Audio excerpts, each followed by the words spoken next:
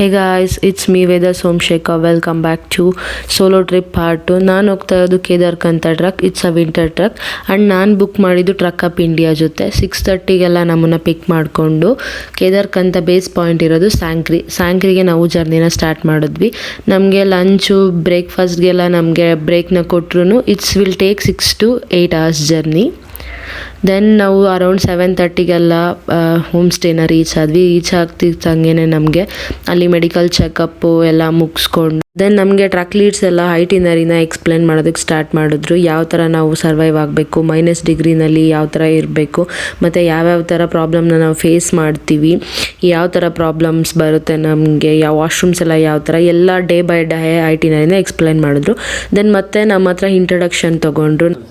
Hi guys, this is Veda Somshekar. I am from Bangalore, Karnataka.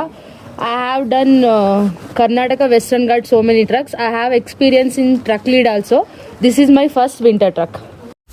After introduction they provide ಡಿನ್ನರ್ನ ಮುಗಿಸ್ಕೊಂಡು ನಾವು next day early ಮಾರ್ನಿಂಗ್ಗೆ ನಮಗೆ trek start ಆಗೋದ್ರಿಂದ we have to take rest also.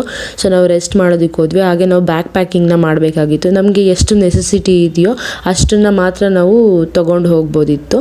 So ಇನ್ನು ಮಿಕ್ಕಿರೋ ಲಗೇಜಸ್ನ ನಾವು ಸ್ಯಾಂಕ್ರಿನಲ್ಲೇ ಇಡ್ಬೋದಿತ್ತು. ನಾವು ಯಾವ ಥರ ಜರ್ನಿನ ಸ್ಟಾರ್ಟ್ ಮಾಡಿದ್ವಿ, ಯಾವ ಥರ ಟ್ರಕ್ನ ಮಾಡಿದ್ವಿ ಅಂತ wait for next part. Bye.